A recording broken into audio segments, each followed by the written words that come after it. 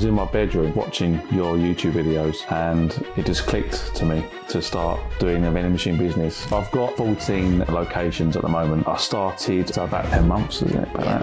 This is amazing. This I buy for £1 and sell it for £2.50. That's the hardest thing about vending, but you just have to keep trying. 50 locations, let's get to 100. I don't think there's nothing stopping us doing that. 3, 2, 1.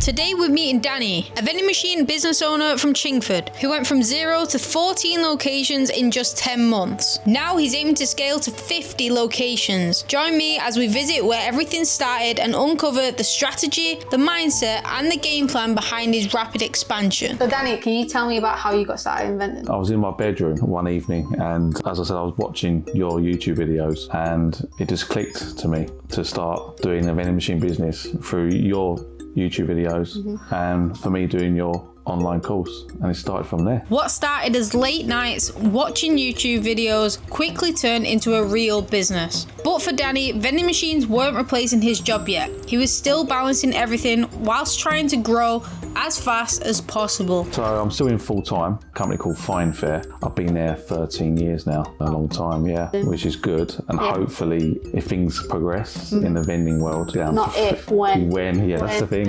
I want to go down to hopefully 3 days so I can concentrate more, just getting the business up and running, getting more locations, new vending machines, We're gonna have 100 by next year. Well, my aim is to get to 20 by end of this year. How many are you at now? So I've got 14 locations at the moment. I started about 10 months, isn't it? So it's been hard work, not lying. I've made some mistakes, still learning, but I'm getting there. 14 locations in less than a year sounds impressive, but Danny says the journey wasn't as smooth as it looks online. Behind the numbers were mistakes, failed locations, and a lot of trial and error. What's the biggest mistake you've made? I think it is, like you just get excited. I've got a location, let's put a machine in. No. Yeah. It don't work like that. No, it doesn't. Because even now I need to move a machine. I have to move 2 machines actually because they're making money. What would you say you're solid? I want it to be making X amount for it to be staying in there without. I mean, clear profit. I want a machine to make maybe $250 a month. Yeah, I think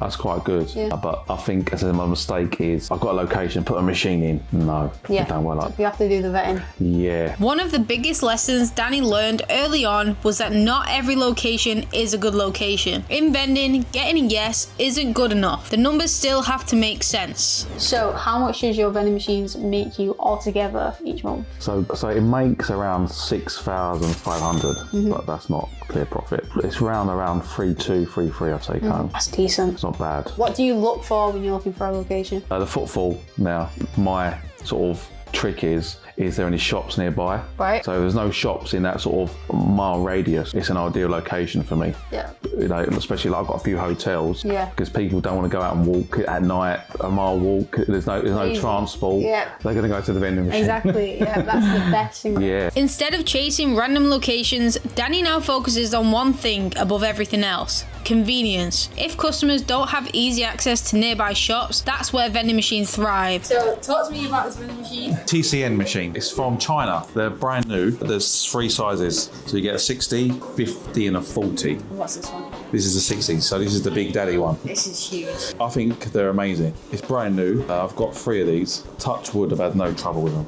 at all. It's, at first, when I first bought one, I thought, it's a bit of a headache. Every time I fill it, I've got to put the stock number in. Yeah. But it's quite simple now. You got used to it. Yeah. What's your best selling product, do you think? In this hotel, it's water. Really, I should have all water. I buy this for 18p and I sell it for £1.30. Wow, Yeah. profit margin. I was going to pay up to 150, but let's see. What about overall in the company? No, these are the ones. Yeah. So how much you buy these for and sell for? This I buy for £1 8p, £1.8, £1.11. Sometimes it changes, but I charge £2.40. Right. Yeah, and Red Bull the same. What about your chocolate? What's your best selling chocolate? Chocolate? For some reason it's this. No one knows. This is a secret. Pistachio, Dubai pistachio. Yeah. This is amazing. With that chocolate. Yeah, so this I buy for £1 and sell it for £2.50. Oh, that's the best seller. This is my best. Wow. Do you think it's because of the location? No, I think it's just, this is just because of the Dubai chocolate. All my sort of vending machines, this and probably a Breno and Snickers. What do you do if a location isn't doing, that £300 a month? Firstly, I wouldn't move it straight away. I maybe change the products that are inside the machine. Okay. Just change up a bit just to see. If that's not working, then you have to move it. Yeah. But to move it, you have to find the location. That's the thing. But while the vending machine business was growing, Danny was still juggling multiple income streams at once. A full-time job, an eBay reselling business, and now a rapidly expanding vending operation. So you started with eBay first? Yeah, so eBay and Vinted. So I am still doing eBay, but it's done me well, but something has to give. Yeah. Because I'm sort of 4 days at work, plus doing my vending, which I want to do sort of full-time, plus doing eBay. It's I can't do everything. Why do you want to do vending over eBay? I think eBay, I don't have the buzz as I do as vending now. Vending, it's new, I'm learning. Yeah. And I just enjoy it. I go to the machine, it's completely empty. Yeah, and you're like, oh my God. Oh my God. Yeah. Yes. Yeah, and I think my personality, going to businesses, promoting my business, I think it's for me, this vending. For Danny, vending wasn't just about making money. It was about the excitement of building something scalable, watching machines empty, finding winning products, and slowly seeing the business grow location by location. How did you fund your first vending machine? It was through my savings, actually, through Fine Fair. I've been with 13 years. So just saving, each month. That's how I started my first vending machine. It was through Pure Foods. His name's Duncan. Yeah. Big up Shout out Duncan. Big up Duncan. He's looked after me. Yeah. From day one. All my machines have come from him, and I said moving forward, it's going to continue that relationship. Like most businesses, getting started required risk. Danny funded his first machines using savings from years at his full-time job, investing his own money before knowing if any of it would actually work. Go to these locations to pitch. What are you saying to them? When I was doing full-time, it was a lot of emailing as well, phone calls. But now, because of my day off, I can go out to these locations, knock on doors, and etc.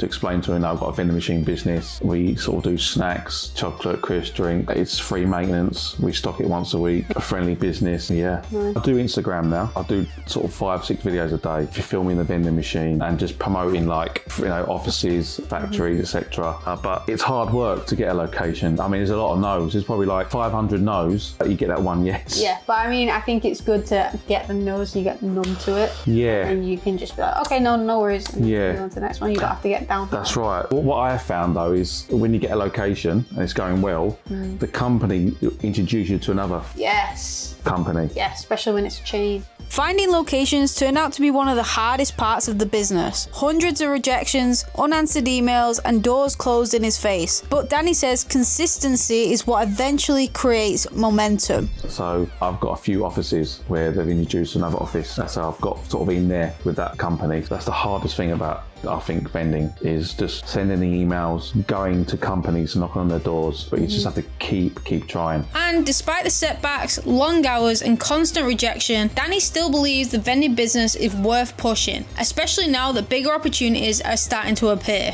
That's the key as well, having the time to do that. Yeah, my main question here is, do you think it's worth it? 100%. I love it. I'll get a buzz out of it. I said I want to get to 50 locations. I'm thinking of going in partnership with someone. Nice. So that is your next steps?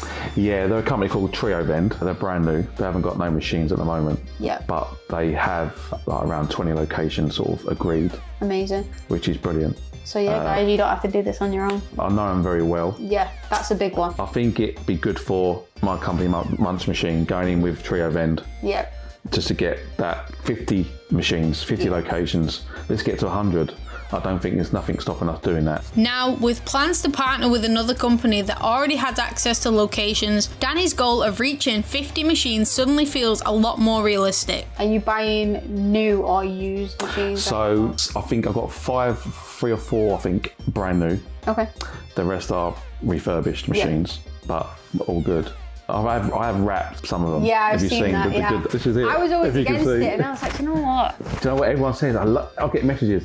I love your wrapping. I love the colour. Yeah, I think wrapping's good if you've got the spare cash. Very not tight cheap. budget is harder. Yeah. I don't think I'll do it now. the wrapping. Okay. Because you mentioned as well that it's not worth it. Yeah. And it makes the machine look new. You could get vinyl stickers. Yeah. And then just put them on there. That's right. Yeah. It promotes if you're in the right location for it to promote. That's right. Now it doesn't mean anything. Yeah. It's not the machine. It's not how much you spend on the machine. It's the location. It is the location. Okay. You could have the best machine with Yeah. the best wrapping in the worst location and it will do nothing. Correct. After nearly a year in the business, Danny says one lesson stands above everything else. Fancy machines don't matter if the location doesn't perform. This was $3,000. It's not bad. Yeah, brand new. Yeah, and that's with the card reader, Cenex. Is this your favourite vending machine? Yeah, they look good. Yeah. And plus, if you know a location that's doing so well, because of the volume inside, you don't have to come like every other day to fill it up.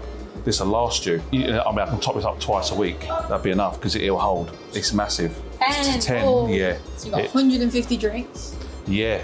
You got 100 chocolates. Yeah. For snacks, and then you've got like 60. Yeah, crisps. Yeah, so it holds a lot. Yeah, it does hold a lot. Yeah. Do you think, when you first started, would you have thought that you'd be here now? Like, No way. I mean, big up Megan, by the way, yeah. Her class course online is amazing. thank you. Did you try? Yeah, we have a WhatsApp group. We have a weekly Teams call, which is amazing. Moving forward, I think, 50 machines by end of the year with this new partner. I think it's going to happen. Mm-hmm. It was great to see Megan, the two Megans behind the camera as well. And I bought you a little gift. Okay. Yeah. I thought, because you like football and... I love football. Yeah, I bought you a little gift. So Okay. Yes, yeah. please. There you go. Oh my goodness, thank you so much. It was going to be Liverpool, but I No. thought better not. Yeah. That's So amazing. Up the Manchester City. I'm gonna wear this tomorrow. Thank you. Appreciate it. Shh.